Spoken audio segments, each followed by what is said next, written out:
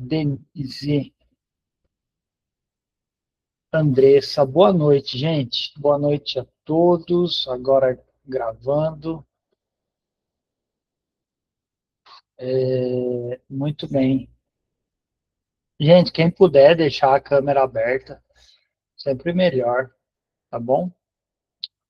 Boa noite. Boa noite, Fernanda. Muito bem.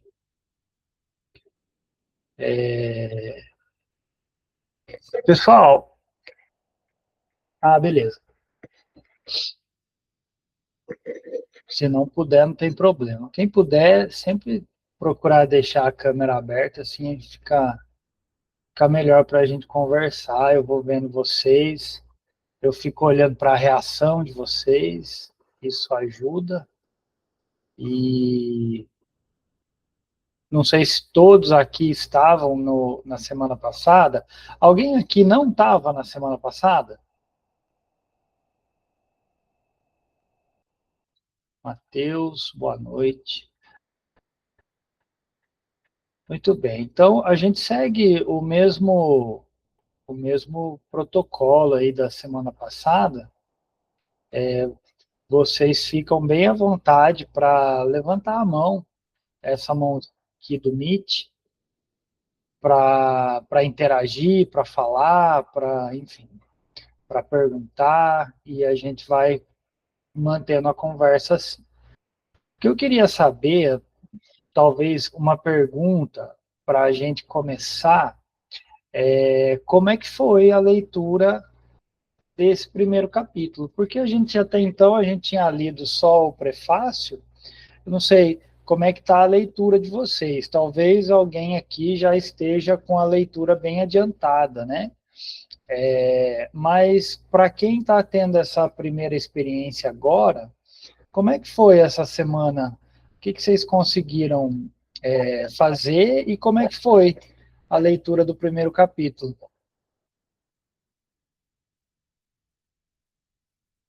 Posso perguntar direto, sim? Já que ninguém se manifesta?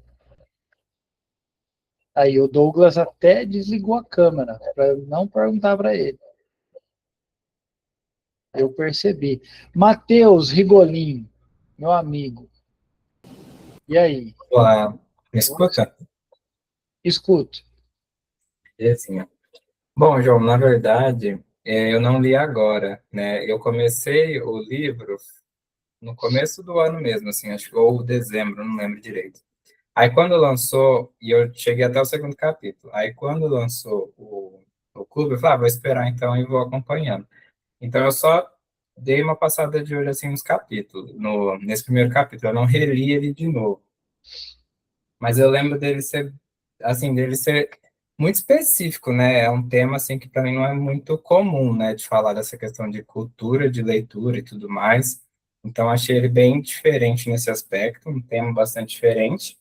Mas o que eu extraí dele foi que o objetivo que eu vi, que eu até anotei no livro quando eu li a primeira vez, né?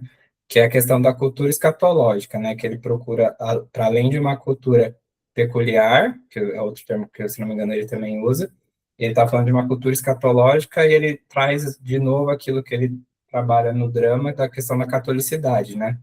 Então ele fala que seria uma leitura católica no sentido de os pontos, aquele princípio, né, que ele trata na introdução também, que ele vai falar de princípios e não de método, então, de princípios para uma cultura de leitura da igreja de forma mais de fundamento, né? Basilar, assim, não sei. Então, o que eu relembrei e pude buscar foi isso. Não sei se faz sentido aí para iniciar a conversa. Faz muito sentido, Matheus. Até uma coisa assim, eu fiquei pensando de talvez terminar esse encontro nosso com tentando destacar qual seria o argumento principal desse capítulo, né? E aí, agora à tarde, pensando sobre isso, eu ainda fiquei desconfiado, assim, falei, eu acho que provavelmente, como é um capítulo muito específico, como você falou, ele é curto, ele não é tão longo, e ele tem um assunto muito específico. apesar de no final dele ele citar o Agostinho, citar os reformadores ali, Hugo de São Vítor, né? Ainda assim, o capítulo é muito específico, ele tem um tema, ele tem um argumento muito tranquilo de identificar. E aí eu pensei, eu falei, eu acho que não vai dar para terminar a reunião com isso, porque é bem provável que alguém já puxe esse assunto logo no início. Eu acho que a gente poderia destacar como argumento do capítulo mesmo essa formação de uma comunidade leitora ou de uma cultura de leitores, né? Isso é muito legal no Van Hooser, isso aparece já lá no há um significado nesse texto, que já é um texto mais antigo dele. Isso aparece também no Drama da Doutrina, de certa forma, aparece no Encenando o Drama, e aparece aqui de forma assim bem direta e propositiva mesmo, eu diria, né? É uma proposta dele, e essa proposta ela tem uma razão de ser, mas a gente já fala sobre isso. Mas muito bom, eu acho que é por aí, esse é o caminho para a gente começar a entender esse primeiro capítulo, para a gente começar a entender a proposta do Van Hooser, que aonde que ele vai chegar com isso. Aqui ele deixa uma pista bastante clara para a gente perceber com quem ele está dialogando, para quem é esse livro, né? A gente falou até na semana passada que não seria um livro de história da hermenêutica, né? Que a gente vê em outros autores. Aqui ele até cita ele faz uma apreciação do Orígenes, que é um personagem um tanto quanto controverso, ele parece que faz uma defesa do Orígenes aqui, pelo menos parcial, e ainda diz para a gente que ele vai tratar disso depois, ele vai falar disso mais à frente. Não me lembro exatamente qual é o capítulo, mas ele volta no Orígenes depois. Mas, enfim, é importante a gente perceber, e eu destacaria isso, que aqui no primeiro capítulo a gente começa a perceber qual que é a proposta e com quem que ele está dialogando, para quem que é o livro. Isso é importante para a gente entender todo o projeto do Van Hooser. Muito bom. Quem mais? Quem mais? Hugo. E aí, meu caro? Boa noite, irmão. Boa noite, Boa irmãos. noite. Todos bem? Eu estou lendo o livro, estou gostando muito, muito. E também me preocupei com os outros livros que eu tenho em casa, assim, a questão da interpretação. Eu fiquei pensando assim, moço, quanto de livro que eu tenho que pega texto, tira do contexto e apoia, até reformados, e apoia, e esse livro está me dando um norte novo. Eu estou começando a pensar diferente, hermeneuticamente falando. Preocupei, mas estou gostando, assim. Não é um livro fácil, não. Não achei ele fácil. Não li o primeiro capítulo hoje, fiquei pensando muito, muito, muito no intervalo do almoço, e agora de noite, quando eu cheguei em casa também, eu dei mais uma olhada e fiquei pensando como está mudando o meu jeito de olhar para as escrituras. Até a questão, não só a hermenêutica, essa coisa de ciência, não, mas a questão da relação que a gente tem com as escrituras, ele chama atenção ali no primeiro capítulo, né? E, por incrível que pareça, eu me inscrevi no Escola Cases lá também do Jonas Madureira, ele tocou no mesmo assunto, parece que ele está dando esse livro também, ele não falou, mas parece que é o mesmo.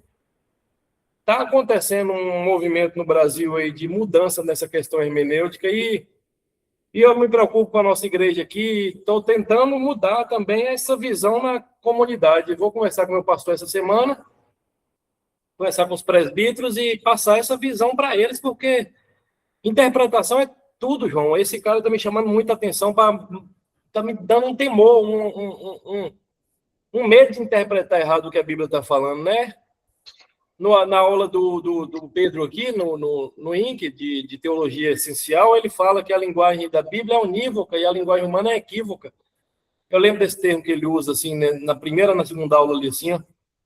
E o livro o Leland, vocês conhecem aquele Leland Ryken? Ele tem um livro sobre estrutura, sobre forma, sobre estrutura, sobre a gente saber identificar cada parte da escritura que a gente está lendo. Uma prosa, uma narrativa, uma profecia, um cântico, um salmo. Cada um é diferente. O que a gente vê na maioria, é cada um pegar cada parte da Bíblia e interpretar como se fosse... Tem muita exegese.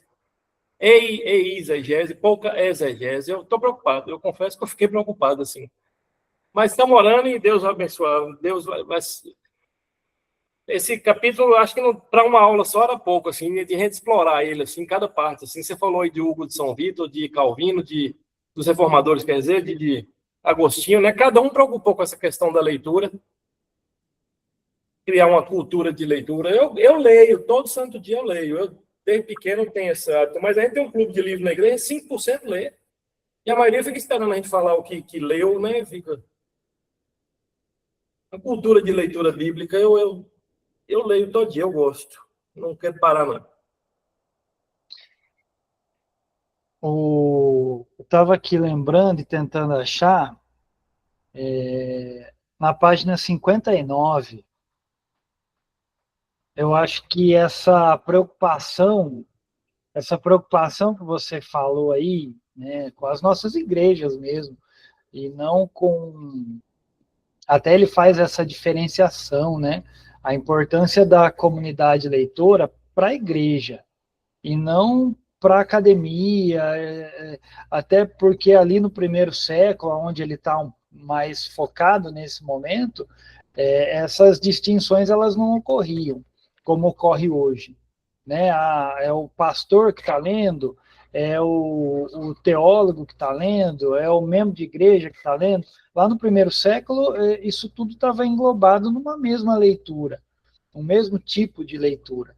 Né? Hoje é que isso se distingue mais e melhor por conta, não sei se melhor exatamente, mas por conta da maneira como a gente estabeleceu cada uma dessas áreas aí, né? Ou cada um desses públicos de maneira distinta.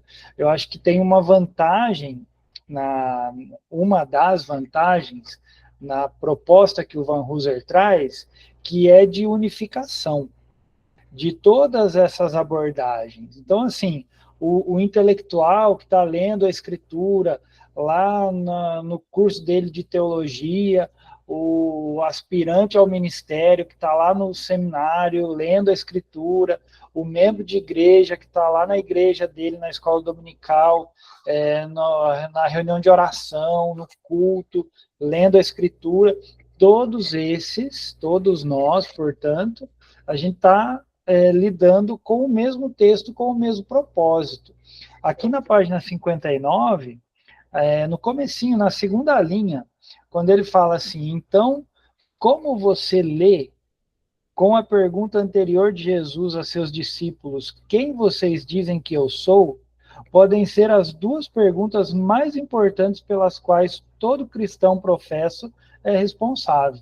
Você estava falando, eu me lembrei dessa parte, porque foi um trecho também que eu parei, assim, falei, nossa, e é um texto que a gente lê tanto, né? O quem vocês dizem que eu sou, e até a resposta final de Pedro lá, Lucas 9, 20, ele cita aqui, Mateus 16 também, o mesmo texto. Isso é muito curioso, porque trazer essa resposta é muito importante. E, seguindo o argumento do Van Hooser aqui, talvez seja a pergunta mais importante que a gente pode fazer. Né? Quem a gente imagina que é Jesus? E quando a gente está diante da Escritura, a gente está tentando responder essa pergunta. Essa é a questão. Quem é Jesus para nós? Não é só uma questão de uma boa exegese, entender um pouquinho mais do grego, um pouquinho mais do hebraico, trazer o conceito mais preciso, mas no final das contas é responder essa pergunta. Quem é Jesus para mim?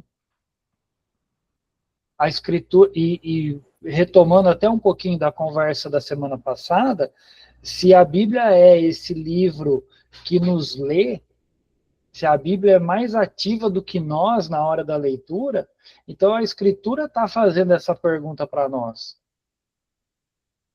A Escritura está dizendo quem você diz que é Jesus. Eu achei isso fantástico.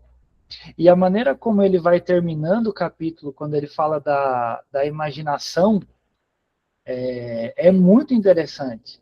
Porque aí, como é que a gente responde a isso? A gente precisa de imagens na nossa cabeça que apontem para quem é Jesus para nós. Como que a gente constrói isso? A gente está construindo imagens o tempo todo. Só que as imagens que a gente constrói hoje, elas são, nas palavras dele aqui, um imaginário secular. E dessa forma a gente não responde a pergunta. Então aí é preocupante mesmo. Porque aí toda a resposta que a gente for dar, a gente vai dar baseada naquilo que a gente tem na nossa mente, na nossa imaginação aqui, né, nesse reservatório de imagens que a gente tem. Então, todas as nossas respostas vão ser sempre viciadas, secularmente falando. Mariana, ou não? Ou não. É, eu estava pensando sobre isso, que ele falou que nós vemos, né, agora na página 59, e tem determinado momento do capítulo que ele fala que dois grandes norteadores de uma cultura de leitura, como eles enxergam Deus, como essa cultura enxerga Deus e a gramática. E eu fiquei pensando bastante sobre isso e muito interessado onde que ele iria chegar, já que a proposta do livro dele envolve também construir essa hermenêutica pura e simples, né? Algo que toda a cristandade, que todo o cristianismo possa partir, a partir desse ponto, interpretar as escrituras. E eu achei muito interessante a maneira que ele foi definindo a visão de Deus e a visão de gramática, não como algo geral, assim, no sentido muito generalista, a ponto de não conseguir definir, mas explicando muito claramente quem é Deus, segundo o cristianismo bíblico, e como nós devemos ler o texto. E aí o que mais me chamou a atenção, acho que foi uma das últimas coisas do capítulo, é que ele fala que a maneira que nós lemos o texto bíblico, tendo a noção correta de que o texto bíblico tem um autor divino, então, responsabilidade eterna diante de nós, de como que nós vamos interpretar o texto. Não é simplesmente algo que a gente pode interpretar de qualquer jeito, né? E eu acho que esse sentimento, e pelo que eu entendi, sentimento, apesar dele não usar essa palavra, é uma das coisas que está dentro da cultura de leitura. Esse sentimento é talvez uma das coisas mais basilares dessa hermenêutica pura e simples. Compreender que a nossa interpretação vai ter um peso eterno, né? Vai ser eternamente observada e julgada diante de Deus.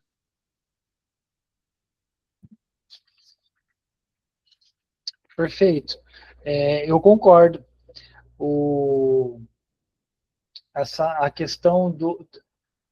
Quando você traz essa questão do sentimento, veja, em alguns momentos ele fala que o propósito dessa cultura de leitura, ou cultura de leitores, é o treinamento, para que a gente seja treinado a ler a escritura da maneira correta.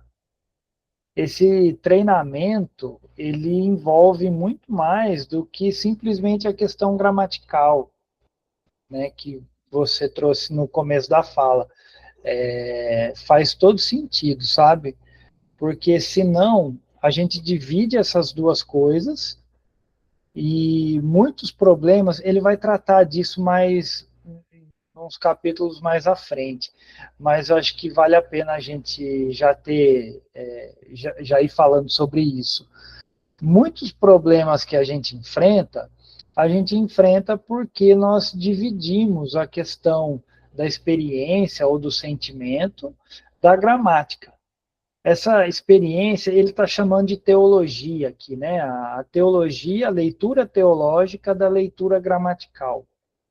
Então, há quem faça simplesmente uma leitura gramatical do texto, aquela exegese pura e simples, para fazer um trocadilho aí, né? E aí a leitura se resume a simplesmente conceituar as palavras e perceber esse encadeamento exegético do texto. Muita gente faz isso. Na academia, especialmente, muita gente faz isso. E aí parece que, então, essa é a leitura, esse é o padrão hermenêutico que a gente precisa. Aí, quando você pega isso e joga para a igreja, por exemplo, falta o quê? Falta a leitura teológica. E aí eu entendo que é isso que você está chamando de sentimento, ou de experiência, de ter uma experiência com o texto, que só é possível a partir de uma leitura teológica. E aí, se a gente simplesmente mantém essas duas coisas separadas e vai para o outro lado, o que a gente faz? A gente desconsidera toda a gramática em favor da experiência. E aí você não tem normatividade nenhuma mais. O texto passa a significar aquilo que o meu sentimento diz que ele significa.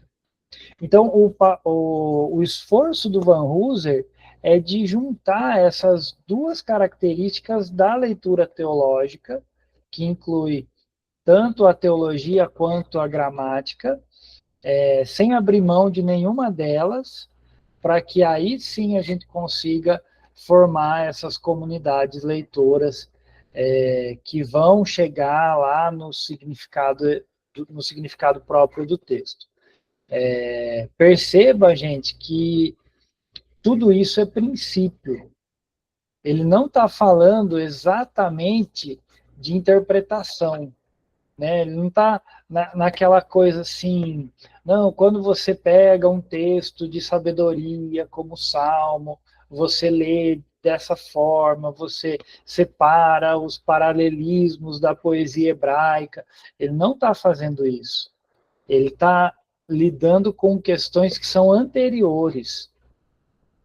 E aí, isso ajuda, inclusive, a gente resolver diferenças de interpretação. Porque a gente vai chegar nisso mais à frente, acho que não é hora de falar, mas a gente ainda está num ambiente onde a gente pode ter princípios que são comuns a todo tipo de comunidade leitora. Muito bom. Fernanda.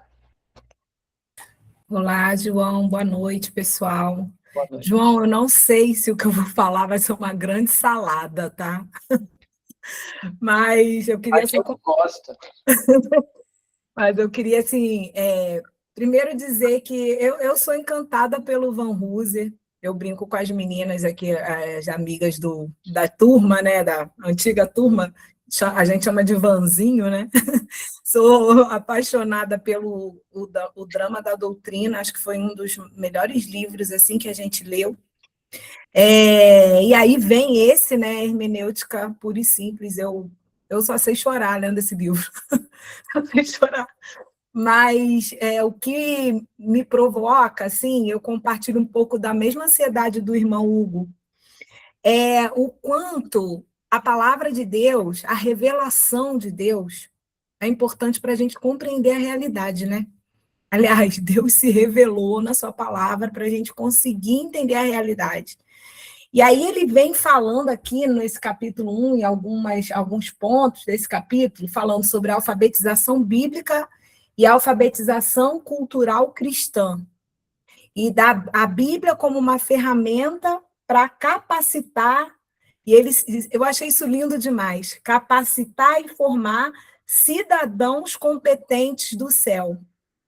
Eu acho que isso assim, me pegou muito. Por quê? Porque a salvação a gente já tem, nós somos salvos pura e simplesmente pelo sangue de Cristo, pelo sacrifício dele na cruz. Mas ainda assim, Deus quer nos preparar para a eternidade, aqui. Eu achei isso assim tão belo, né? A gente lê a Bíblia, a revelação da palavra de Deus, não só para compreender a realidade agora, mas a realidade futura, para que a gente seja capacitado a habitar a Canaã celestial como cidadãos competentes. Eu acho isso assim, é genial como Van Hooser trata a questão da revelação divina, a revelação progressiva e esse zelo de Deus em cuidar da gente não só aqui, mas nos capacitar para o futuro, para a Canaã celestial, né? E aí eu uso o Kindle. Para mim, no Kindle, está na página 85, onde ele fala. Agora ele travou. Eu não estou conseguindo mexer. Mas eu anotei aqui: treinamento dos cristãos antigos, como os cristãos antigos faziam a leitura, né? Para treinamento em retidão e cidadania do Evangelho. Aí, quando eu falo que eu fico com a mesma inquietação do irmão Hugo, é que eu acho que a gente está anos-luz atrás do que Deus quer da gente, da igreja. Às vezes a gente fica discutindo mobília do céu, sabe? Fica discutindo a mobília do céu, é desse jeito, é daquele. Aí você vê inúmeros vídeos na internet. Escatologia, não sei o quê, como vai ser, o que significa. E quando você para, o que isso está me formando como cidadão do céu? O que isso está me formando? E aí eu vou perguntar, João. Eu acho que, de fato, com tudo isso, falando de exposição da palavra de Deus nas igrejas, porque nós somos privilegiados. A gente gosta de ler, né? Tanto é que a gente está aqui, tanto é que a gente faz que a gente gosta de ler. Mas nem todo irmão nosso gosta de ler, tem essa alfabetização de leitura, de cultura, de leitura. Então, vão depender dos púlpitos. Né? E aí, a pergunta é, o que fazer? O que fazer, né? Quando a gente vê tanta alegorização, coisas que não é aquilo que a Bíblia está falando, a pregação expositiva é tão importante. E, às vezes, a gente até em meios tradicionais, a gente não vê isso. Né? Eu queria, assim, que você falasse um pouco a respeito. Olha eu te provocando, João. Ótimo. Não teve salada não, Fernanda. Foi muito bom, muito didático, inclusive. Só voltando um pouquinho lá atrás, no começo da sua fala, essa coisa do ambiente escatológico que a leitura da Bíblia cria, essa comunidade leitora, a gente pode descrever, a gente pode dizer que ela ocupa um espaço, uma comunidade de pessoas que tem uma constituição, né? No comecinho ele faz até aquela comparação com a Constituição dos Estados Unidos. Então, a escritura como uma constituição de um povo que habita um lugar, que vive num ambiente. E esse ambiente é escatológico. É o ambiente da igreja, né? Eu gosto muito disso. Quem me despertou para isso assim, foi o Gerhard Voss, lá no último capítulo do Teologia Bíblica, quando ele coloca a igreja como comunidade escatológica. Isso, para mim, é um divisor, assim, é um antes e depois. Porque a gente começa a viver antecipadamente debaixo de uma perspectiva que não é desse mundo. E isso é tão óbvio quando a gente lê o Evangelho: o meu reino não é desse mundo. Tá lá, a gente já leu, todo mundo já leu, e aí, né, de repente Deus envia uns homens aí, umas mulheres, para falar isso para a gente, a coisa ficar mais clara. Então, isso é fundamental. A gente precisa ter essa nova perspectiva quando a gente lê a Escritura, que é a partir da Escritura, é aqui que a a coisa começa. Agora, a respeito de estarmos tão distantes disso, né? E as nossas igrejas, a realidade dos nossos púlpitos, veja, eu sempre penso nas 3 atribuições, né, que normalmente a gente associa ao pastor, mas com o próprio Van Hooser, lá no Tornando-se, no, como que é o livro dele de teologia pública, o pastor como teólogo público, ele coloca isso para toda a liderança, de maneira geral. Isso a gente pode estender as 3 funções de pregação, ensino e aconselhamento. São as 3 funções que nós exercemos a partir da comunidade para que essa cultura se espalhe. Então, a gente precisa continuar investindo nisso, por mais que, e aí, assim, um cuidado, eu não vou falar muito, tem bastante gente com a mão levantada, mas, assim, um cuidado que a gente tem que ter, Fernanda, porque às vezes a gente fala assim, nossa, a gente está muito longe disso, e pode parecer que a gente precisa de algo que nunca foi feito antes, para que a gente resolva esse gap aí, essa distância que a gente está da realidade que a Bíblia apresenta, ou do que o Van Hooser está dizendo. Então, assim, nossa, eu preciso de uma estratégia nova, eu preciso criar alguma coisa nova na minha igreja. Talvez eu penso ao contrário, a gente precisa voltar a fazer aquilo que a gente parou de fazer. E pelo menos esse primeiro capítulo do Van Hooser parece que faz a gente olhar para trás, né? Assim, como é que era lá no primeiro século?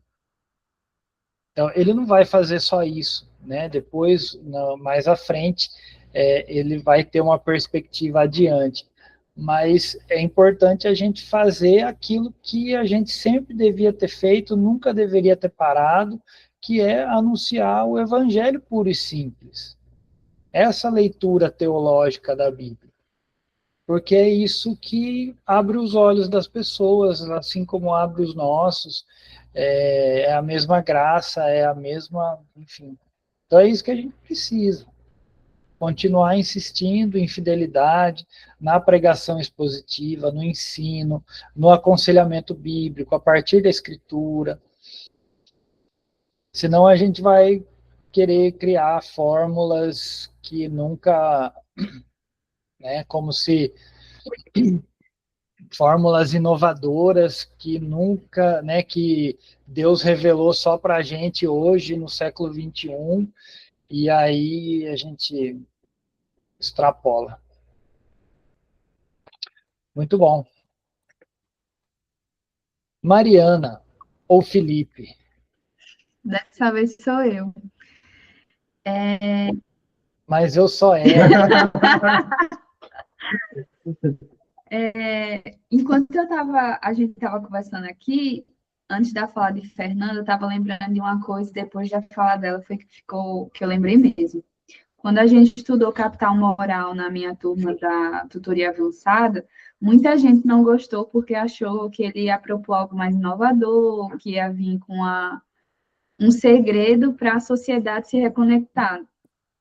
Sendo que é basicamente o que ele fez em Capital Moral, como se Van Hooser estivesse fazendo aqui, ó, né? Não precisa de nada inovador, a gente só precisa voltar para as raízes. Lá ele falando que aquela sociedade precisa relacionamentos pactuais. E aqui o que é que Van Hooser fala é ler a Bíblia. E, tipo assim, exatamente como você estava novo de estudo, uma nova disciplina no seminário e etc. Mas é voltar como as pessoas faziam desde o tempo de Jesus, né? E aí, lembro da frase também que Eugene Peterson adaptou, né? Uma longa obediência na mesma direção. nunca vai ser uma coisa muito rápida. Crentes normais, como a gente que é na igreja, sendo fiel a Deus. E lembrando disso na leitura do livro. Sim. Mari, muito bom, assim, a lembrança do Capital Moral, muito bom, né? Para quem não conhece, é o livro Capital Moral, do Royal Kuiper. A gente fica citando esses livros, gente, eu vou até anotar aqui, e depois eu coloco lá no grupo para vocês as referências, tá? Daí vocês não precisam ficar preocupados aqui também, de anotar e tal. Mas boa lembrança, né? O Royal Kuiper é um livro sobre ética cristã a partir da sociologia de um sociólogo cristão holandês. E realmente, assim, parece que o pessoal tem às vezes uma expectativa de que ele vai vir com 12 passos para uma vida feliz ali, né? Mas o trabalho que ele faz é um trabalho de resgate, assim como o Van Hooser faz. A questão, talvez, assim, o que nos surpreende é que acontece isso no Capital Moral e acontece isso aqui no Van Hooser. Ele consegue dialogar de forma tão sofisticada com filosofias e pensamentos tão contemporâneos que parece que então a resposta vai ser uma coisa inovadora. Mas assim, ele dialoga com todo mundo, ele percebe aquilo que é válido de filosofias estranhas e de ideologias diversas, mas o resgate a gente pode até usar o conceito que ele usa, né? O resgate daquilo que é canônico, da canonicidade, daquilo que é revelação, daquilo que é ortodoxo.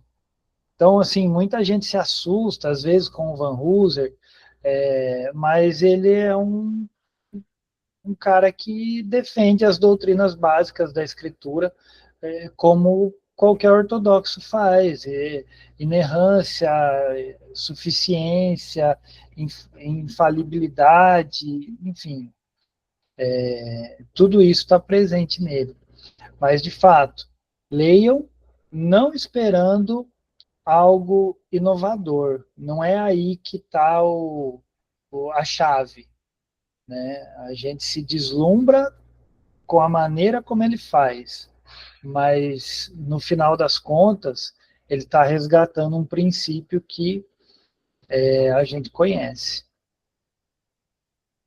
Muito bem. Douglas Cordeiro, boa noite.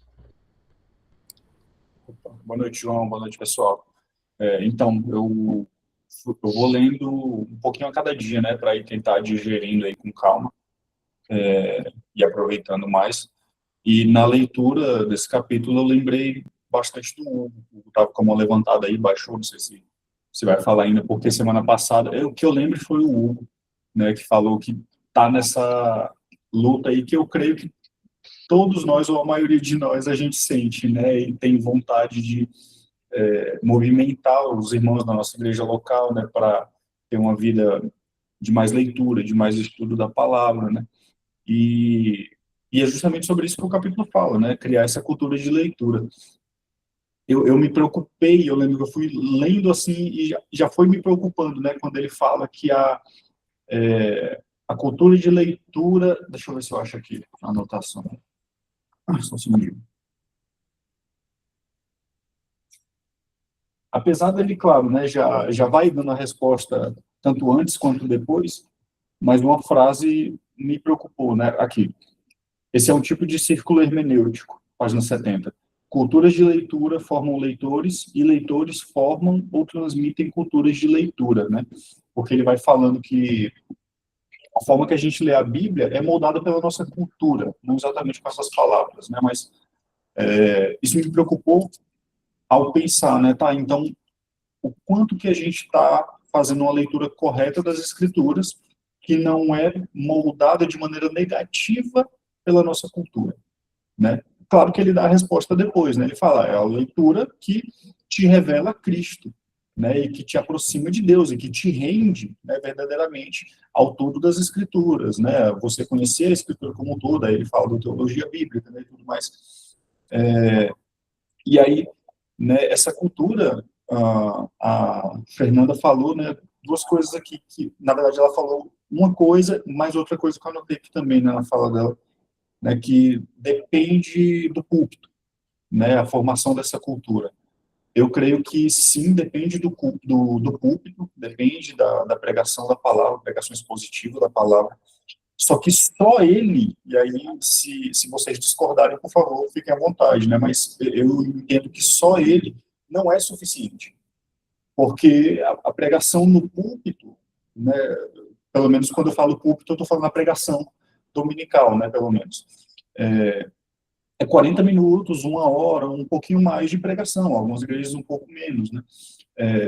E dentro de uma semana de muito mais horas, né? Que a gente está sendo bombardeado por muitas outras coisas.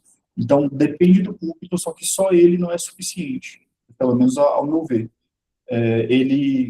Eu entendo que vai dar o tom para a igreja de maneira geral, mas depende de nós de replicar, né? Da membresia, né, no caso aqui, por exemplo, eu estava vendo, né, tem 19 pessoas aqui, pelo que eu vi nesse encontro, né, se cada um for de uma igreja diferente, são 19 igrejas que tá tendo pessoas com essa mentalidade, né, de pegar o que está sendo pregado no púlpito e replicar, e levar isso adiante, e tá fazendo encontros, né, com o pessoal, com os irmãos também, né, clubes do livro, ou vários outros tipos de coisa. É claro que eu creio que todas as igrejas, né, devem ter outros encontros de discipulado durante a semana também, nas casas também, principalmente, às vezes nem tão formais assim da igreja, né, mas simplesmente da gente estar na casa uns dos outros, né, a gente está sendo fortalecido.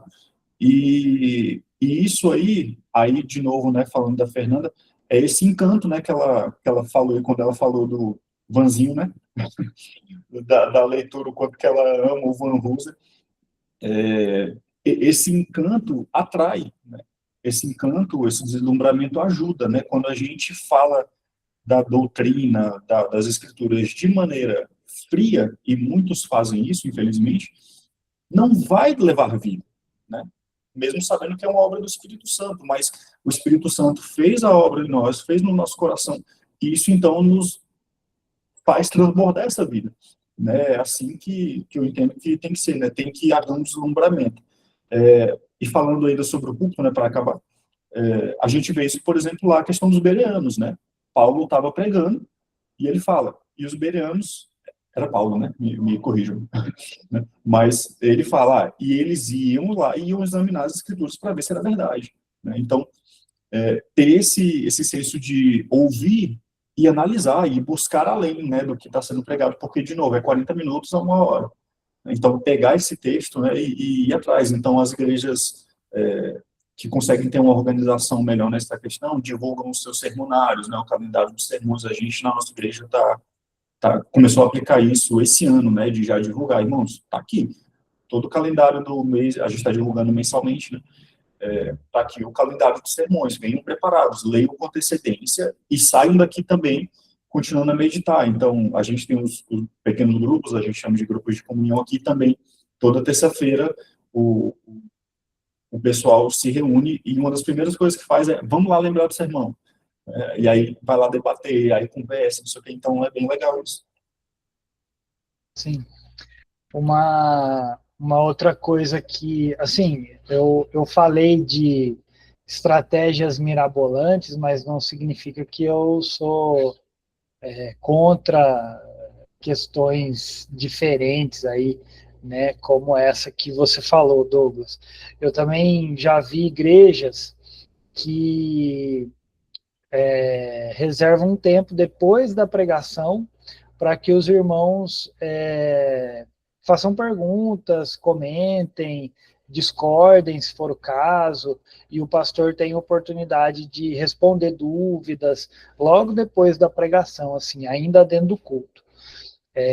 Isso também pode ser interessante.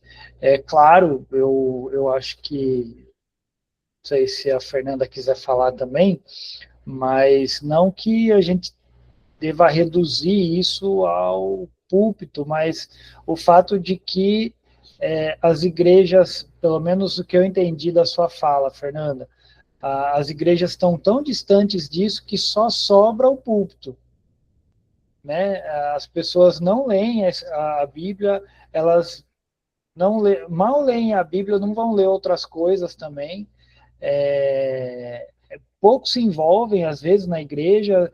Se tem aquele público que chega na igreja na hora que começa o culto, e a hora que acabou o culto eles já vão embora, então não dá nem tempo de ter essa comunhão com os irmãos, de dialogar sobre aquilo que eles ouviram ali.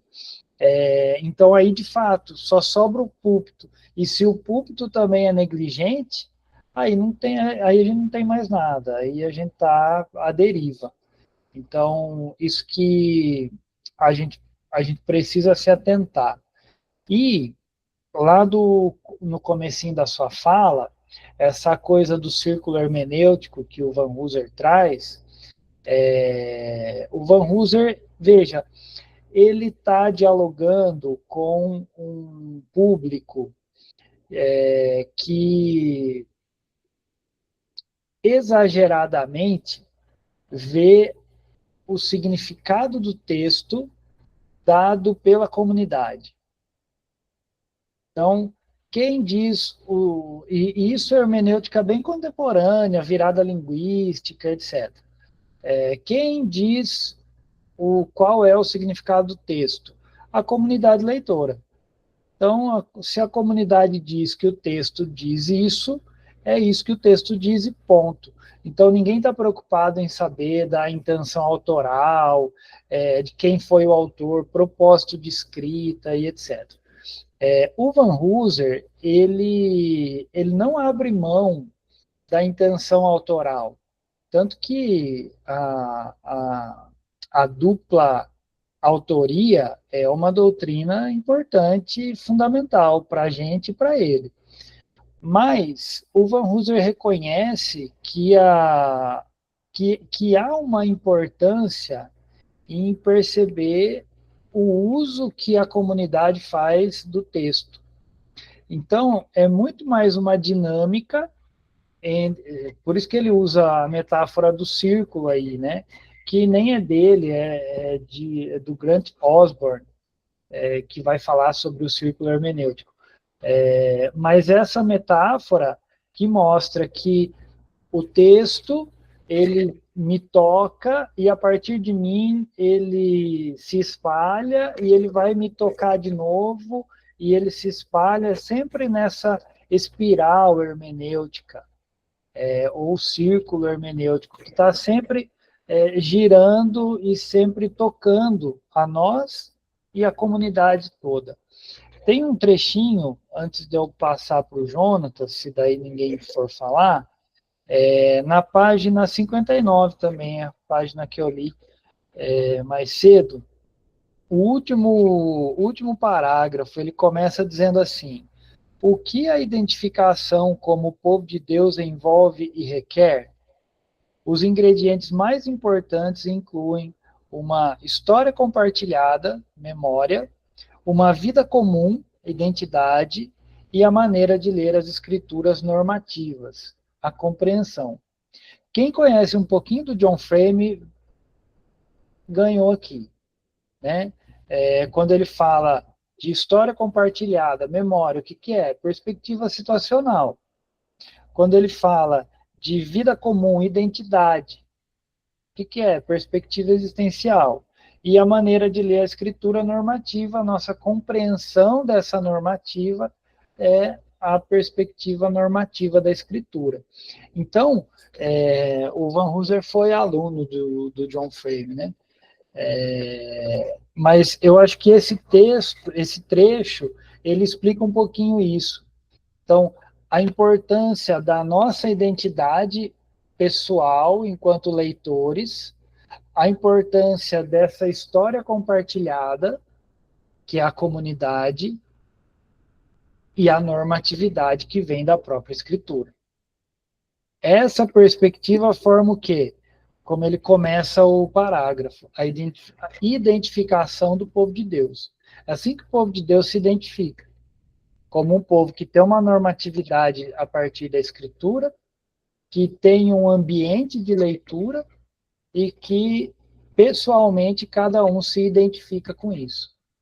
Então, só para a gente não cair no erro de achar que o Van Hooser está assim, liberalzão, sabe?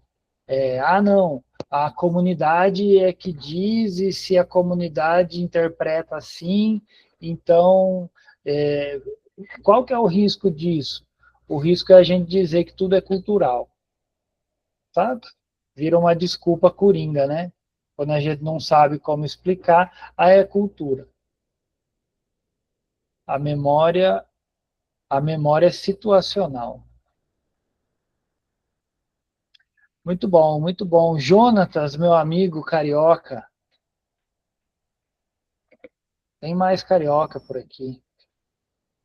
Tem mais carioca aí, pelo que eu vi. O colega fez até uma ameaça aí. Rolou. Eu me segurei aqui para não cair a minha ligação. O pessoal que rejeitou o Royal Kai pela... Mas, enfim, boa noite, pessoal. Vou puxar a sardinha aqui para... Não sei se tem mais colega meu aqui da tutoria bíblica, né? Ver que tem um pessoal da tutoria avançada aí. O pessoal que já está lá na frente. Eu vou chegar em vocês aí uma hora, se Deus quiser. Mas aí, aqui eu já consegui fazer algumas conexões do livro do Van Hooser com algumas coisas que a gente tem estudado nesse semestre lá na tutoria bíblica, né? Eu vi aqui alguns ecos dessa parte aqui específica do círculo hermenêutico, né? Essa parte que os colegas citaram agora nos últimos comentários. Na introdução aqui do livro que eu estou lendo agora, eu acabei o livro do Gerhard Voss, e ia comentar justamente isso que o João já antecipou no meu comentário, né? A parte da cultura escatológica ali, a comunidade escatológica que ele cita no último capítulo. Aquilo ali me chamou a atenção. Eu vi uma conexão interessante aqui com o que o Van Hooser traz aqui no capítulo 1, mas também no livro aqui do Van Gemeren, no Progresso da Redenção, ele traz aqui na introdução, onde eu estou agora, umas questões bem parecidas também. Ele fala sobre essa diferença de uma leitura mais literalista para essa leitura que pressupõe Cristo como, né, o cerne, né, uma leitura relacional com Deus. Ele traz um panorama, né, das tradições, e ele tem uma parte aqui que ele vai se aprofundar mais lá na frente, mas na introdução já achei bem legal, que ele fala sobre o lugar da fé na interpretação da Escritura. E tem até uma terminologia aqui que lembra muito aquela interpretação transfigural que o Van Hooser propõe depois. Então, achei bem legal como que a gente vai criando conexões com outros autores, e como que essa parte da teologia bíblica ela se relaciona, né, de maneira direta, para trazer aqui o contexto aí que a gente está estudando lá na tutoria bíblica. A teologia bíblica ela tem um papel fundamental aqui, né, para essa formação dessa cultura de leitura, né, está envolvida diretamente aqui nessa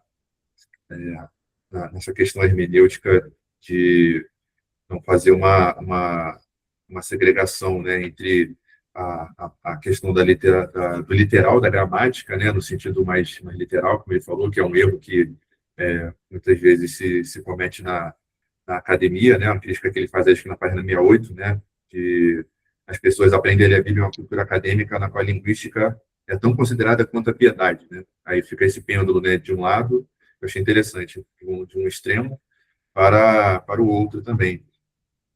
Bom, foi isso que eu quis trazer aqui, porque eu estava fresco, eu tinha acabado de ler o Van Gemeren mais cedo, eu fui acabar de ler aqui as últimas páginas do Van Hooser, aí parece que estavam em diálogo. Inclusive, tem outras conexões aqui, né, mas acho que está mais na frente, alguma coisa que eu li já lá do capítulo 2. E só uma curiosidade também, ele cita ali, né, qual página aqui, a questão na 61, que ele fala que as histórias sobre Abraão e Davi substituíram as narrativas de Homero, né, de Aquiles e Ulisses. Eu fiquei pensando, imagina se o Christopher Nolan resolve fazer um filme lá sobre Davi, né? Seria legal, né, também. Com certeza. Cara, bom, né? Bom demais. Eu acho que isso reforça um pouquinho a ideia de que o Van Hooser está dentro da tradição. A gente não está lendo um filósofo da hermenêutica fazendo coisa diferente do que a tradição sempre propôs. Não, ele está dentro da tradição fazendo aquilo que... E eu falo tradição cristã evangélica, tá? Não, nada mais que isso. Então, isso é muito bom para nós, né? Você vê a importância da teologia bíblica para ele, a maneira como ele lida com os textos que ele vai apresentando, encadeando, costurando uma coisa na outra. Isso é muito próprio da teologia bíblica, apesar de, pelo menos a rigor, a gente sempre apresenta o Van Hooser como um teólogo sistemático, né? Mas, enfim, isso é muito bom. Muito bom, Jonatas. Que bom que essas conexões são possíveis. Isso ajuda muito a gente, né? Não ficar fazendo coisas muito diferentes umas das outras, aí a gente fica meio maluco. Mas quando você percebe que está tudo bem encadeado, eu acho que flui melhor. Muito bem. Hugo, Oi, João. Eu fico pensando assim, sabe, enquanto a gente conversa, e tem muita ideia que vem na cabeça. Ontem assim, pensando nos pais da igreja que ele cita aqui, né? Pelo menos pais apostólicos, os primeiros ali, Policarpo, Clemente, Inácio, os primeiros ali, logo do primeiro século, eles escreviam muito próximo da Bíblia. Tem a carta de Clemente aos Coríntios, que parece muito as cartas. Quem está acostumado com as cartas bíblicas, não tem como não ver uma associação entre uma e outra. Eles eram muito próximos da Bíblia. Depois a teologia foi se distanciando um pouco. Van Hooser chama a gente de volta para os pais, assim, nesse sentido, de ler a Bíblia igual os pais, assim, é muito, muito idêntico. O pastor Glênio, pastor da primeira igreja batista em Londrina, eu sou muito amigo dele, ele falou que queria escrever um livro, ele escreveu vários livros, ele falou que queria escrever um que as palavras se aproximassem tanto da Bíblia que chegasse ao ponto de repetir a própria Bíblia. Mas ele falou que o pecado não deixa, a gente acaba fazendo outras coisas, mas ele tinha esse sonho.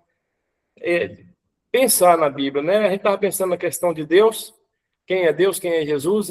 O Tozer tem uma frase que me marcou, a essência da verdadeira idolatria é alimentarmos um conhecimento de Deus que é indigno de Deus.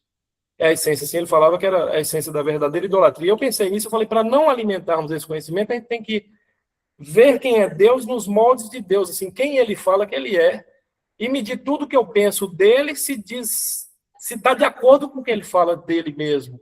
E o que não tiver de acordo, abandona, joga fora. Aí eu estava pensando aqui, ontem eu tive um dia praticamente perfeito aqui em casa. Foi muito bom o meu domingo ontem, sabe? Eu acordei, fiz meu cuscuz, meu café, arrumei a casa, lavei roupa, li, estudei, assisti aula. Foi um dia fantástico, estava fresco.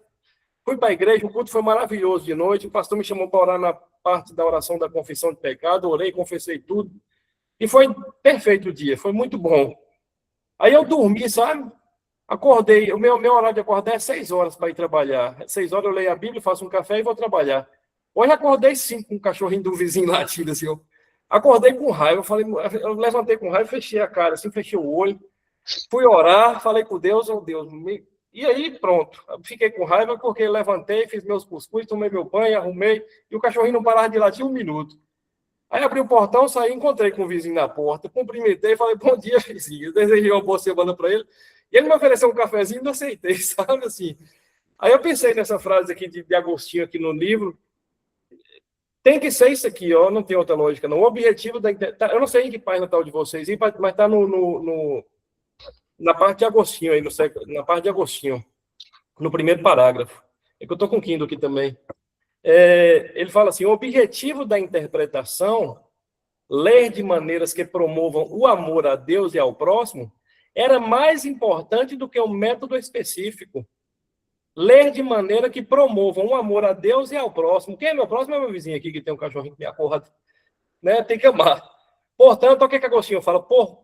Portanto, qualquer um que pense ter compreendido as escrituras divinas ou qualquer parte delas, mas não pode, por seu entendimento, construir essa dupla caridade a Deus e ao próximo, ainda não conseguiu entendê-las. Eu fiquei pensando nisso aí, assim, os 2 maiores mandamentos, segundo Jesus, né? Não está nos 10 mandamentos ali, não. Não está, não matarás, não são esses, não. Os 2 maiores mandamentos estão lá no Deuteronômio 6 e Levítico 19, que é amar a Deus de toda alma, entendimento, força e coração, e amar o próximo como a ti mesmo. Enquanto a gente não lê as escrituras e não aumentar o nosso amor a Deus e ao próximo, eu acho que a gente está entendendo errado, igual o Agostinho falou aqui. Aí eu fiquei pensando na hermenêutica, no método, o que faz, como é que faz. Aí eu falei, é isso, eu tenho que ler de forma que eu aumente o meu amor por Deus e, consequentemente, se a gente ama a Deus, a gente vai amar o próximo, não tem jeito. Não... E a marca do cristão, igual o Schaeffer fala, né, é o amor. Jesus também, nisto conhecerão todos que são meus discípulos, se tiverem amor uns pelos outros.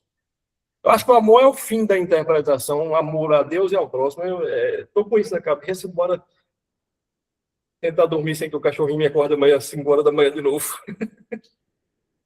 Muito bom, Hugo. De fato, né, você vê como, quando a gente fala que o Van Hooser traz princípios para a nossa leitura bíblica, não vou nem chamar de interpretação, mas princípios para a nossa leitura bíblica, é disso que ele está falando. Não é só técnica para a gente extrair informação do texto. Isso a gente faz muito bem já. Né? O que está faltando mesmo é outra coisa. Margarete, boa noite, minha irmã. Boa noite. Falando aí dos cariocas, eu sou do Rio, mas é interior. Então, carioca da gema, como o pessoal fala, né? Não sou. Mas boa noite, gente. Quando eu levantei a mão, a gente estava naquele contexto ali onde você comentou, pastor João, a respeito da identificação, né, da memória, da compreensão. Então, era um comentário a respeito daquela fala, desse parágrafo, né? Mas, pegando o gancho na fala do irmão Hugo aí, e o que ele fala aqui no parágrafo anterior, numa linha anterior, é que a Bíblia fornece um lembrete de quem Deus é, né? E o que ele fez e quem somos diante dele. Então, isso tem que ficar muito claro, porque é essa formação que a gente precisa lembrar que está sendo feita nessa leitura que a Bíblia faz da gente, né? E, assim, me chama muita atenção da forma como ele escreve, como isso chega no nosso coração. E como a irmã Fernanda falou, que a identificação dela, como ela se encanta com a forma como o Vanzinho escreve, de uma maneira profunda, densa, mas ao mesmo tempo de uma compreensão assim, que chega, né, ao nosso coração de uma forma assim, muito elucidativa e libertadora. Eu sou de uma igreja, de uma formação de Assembleia de Deus. Há uns 20 anos, eu estou numa Assembleia de Deus que o pessoal ainda costuma falar aqui na nossa região, que é uma Assembleia de Deus reformada. E a gente é incentivado, nós somos incentivados pelo púlpito, pelo nosso pastor, pela liderança da igreja, a buscar, tanto é que a gente está aí no Loop, está aí no INC, tentando, assim, aprender, porque é tudo muito novo para quem teve uma tradição muito diferente do que a gente está buscando hoje. Então, ler Van Hoover hoje é um grande privilégio, tá? Então, e também, gente, imagina a minha cabecinha, né? Já com os meus 60, como que isso demanda muito esforço. Mas, na leitura desse livro, principalmente, está sendo, assim, libertador em muitos pontos. Graças a Deus. E ter esse ambiente aqui para tirar a dúvida, para estar ouvindo os irmãos, o crescimento e o que Deus está permitindo eu viver aqui, eu sou muito grata a Deus. Tá? É isso que eu queria colocar. E fechando aqui, Entre as práticas centrais, né, que precisam ser cultivadas e para uma cultura cristã, estão as práticas textuais bíblicas de leitura. Então, o que distingue uma cultura propriamente cristã é a sua preocupação em habitar um espaço formado pela palavra. Isso aqui, eu fechei essa frase, eu grifei, eu risquei, é habitar nesse ambiente, entendeu? É buscar, é ler, é estar no ambiente e também provocar o ambiente que a gente está com conversas maduras do que a gente tem aprendido, provocar nossos irmãos a um ciclo de convivência ali, mesmo que seja uma igreja grande, mas você tem ali um grupo pequeno, e essas coisas vão frutificando.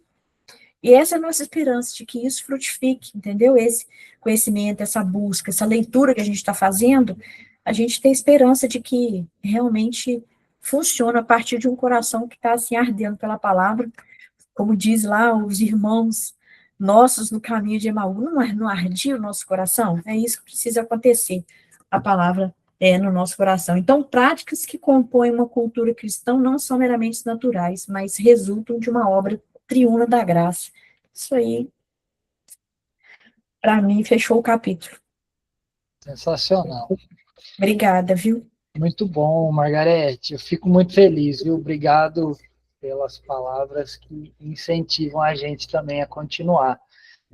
O Van Hooser parece que ele abraça a gente quando ele escreve, né? Exatamente. Por mais denso que seja, por mais, às vezes, distante, o linguajar, alguns conceitos, que faz a gente ter que ler mais devagar, ainda assim ele está pegando na nossa mão, assim, e caminhando junto com a gente. Então, isso é muito Exatamente. E só um comentário em relação, né, você falou da sua igreja e tudo, eu acho que o desafio que essa leitura traz é para todo cristão evangélico no Brasil, seja ele de igreja reformada, seja ele de igreja pentecostal, enfim, independente da denominação. A gente tem, Van Hooser está falando de cultura de leitores, né? A gente tem uma cultura evangélica no Brasil que é a mesma para todos nós. Assim. A gente difere em algumas coisas, mas, no final das contas, a gente tem um jeito de ser evangélico no Brasil que alcança todo mundo. Então, os desafios que o Van Hooser coloca aqui é para todos nós. E que bom que é assim, porque aí a gente se ajuda e a gente vai crescendo junto, né? Sem aquela uma utopia de grandes legados, né? Mas nas conversas, no pequeno grupo, no diálogo, a gente vai espalhando aí esse desejo pela palavra de Deus. Acho que isso é o mais importante. Muito bem, meus amigos. Gente, aproveitando, semana que vem, então, não tem encontro. A gente pula a próxima segunda-feira e daqui 15 dias a gente se vê de novo, tá bom? Qualquer dúvida, qualquer questão aí, vocês têm meu número lá no grupo. O grupo está fechado, né? Para a gente manter só para aviso mesmo, mas vocês têm meu número lá, pode mandar mensagem para mim e precisar de alguma coisa, a gente vai orientando aí. Tá bom? Podemos orar? Muito bem. Senhor, nós te agradecemos, Deus, pela tua bondade, pela graça do Senhor que nos alcança e pelo desafio que temos diante de nós, lendo esse texto tão desafiador que o Senhor permitiu que tivéssemos acesso e que tivéssemos aqui, junto de irmãos e irmãs, lendo juntos, dialogando, levantando as nossas questões, e assim nós somos desafiados, sim, mas não sozinhos, estamos em comunidade, e isso é muito valoroso para nós. Nós te agradecemos por isso, Deus. Nos ajuda a não só compreender bem a proposta do autor, mas que o nosso coração queime pela tua palavra, pelo Senhor, por conhecer o Senhor de maneira mais próxima, mais íntima e mais de maneira que a gente possa colaborar também com outros irmãos e irmãs das nossas comunidades, do nosso convívio. Nós te agradecemos por isso, nos dá uma boa semana, que estamos ainda no início, e que tudo seja feito para a honra e glória do Senhor. É a nossa oração em nome de Jesus. Amém. Amém. Gente, Deus abençoe.